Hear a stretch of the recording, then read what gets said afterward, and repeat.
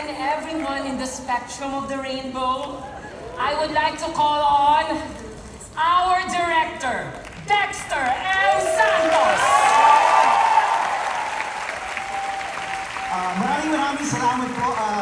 Nakita niyo naman kung gaano kahirap gawin yung Delia D sa napakalaking stage at sa napakalaking capacity. It's always a challenge, but thank you guys. Thank you for your presence, your support, na palagi po kayong andito. Andito po kayo ng El Bimbo, andito po kayo ng Barangay Sagudan Stoy, at ngayon andito po kayo for Delia D. It makes everything all worth it.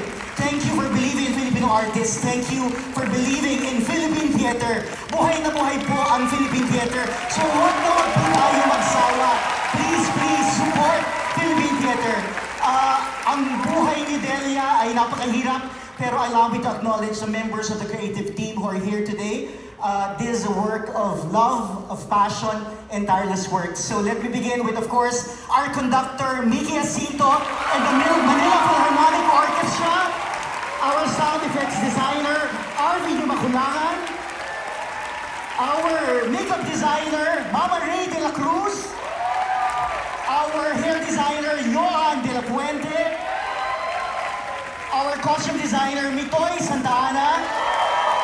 Our video designers, Joyce Garcia and G.A. Vallarme. Our light designer, John Batalya. Our scenic designer, Lavi Cruz. Our choreographer, Steven Villas. Our dramaturg, Rodi Vera. Our music director and arranger, Vince Lim. Our playwright, Dali Dulu. Let me call in our artistic director, Michael Williams, with co-artistic director and our associate director, Michael Williams and Menchu Lauchenko Yulo. And ladies and gentlemen, without him, without Pong Delia D, ladies and gentlemen, our composer, Jonathan Manalo!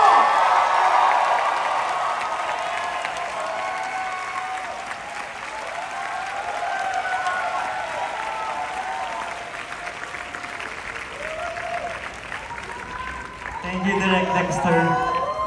Grabe, isang masigabong palakpakan sa lahat ng cast and lahat ng creatives behind Delia D.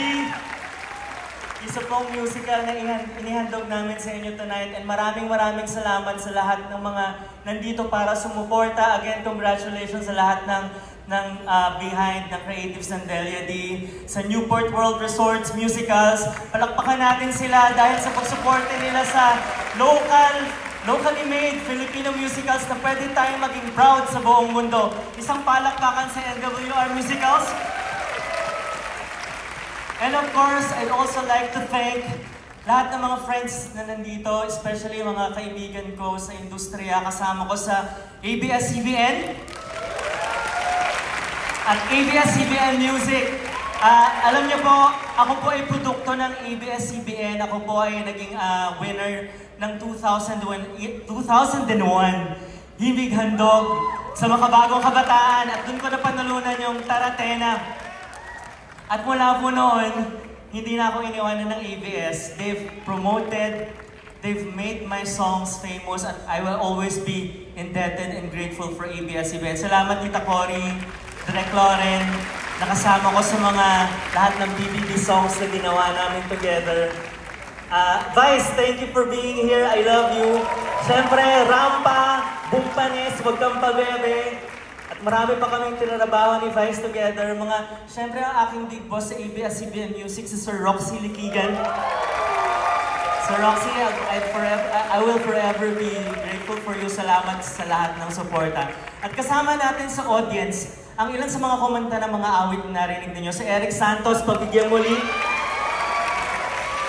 Si Kyla, For Beautiful Days.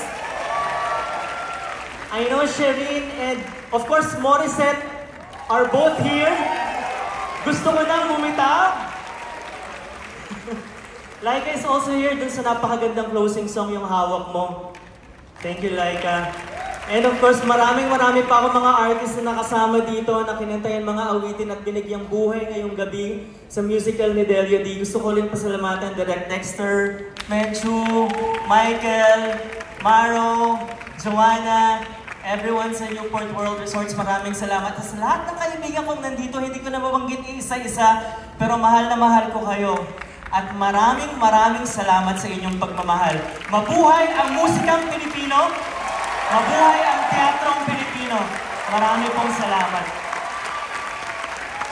Ladies and gentlemen, please welcome on stage Chairperson, President, and CEO of Full House Theater Company, Attorney Gina Alvarez.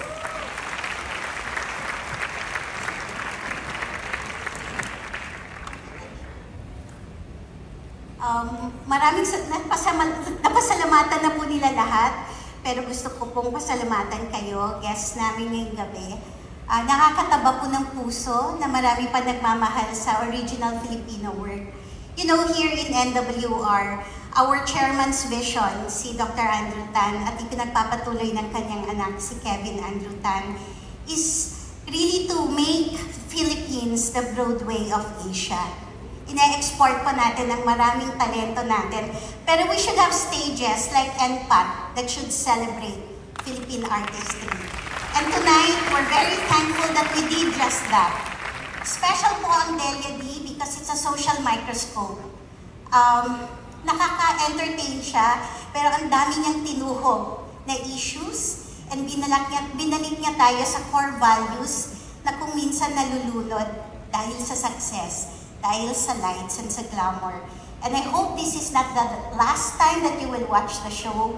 We encourage you to please tell your friends that we have such a wonderful Delia D show here in NPAT. Sana po panoorin yun 20 times kasi sure ako panoorin ko na 20 times.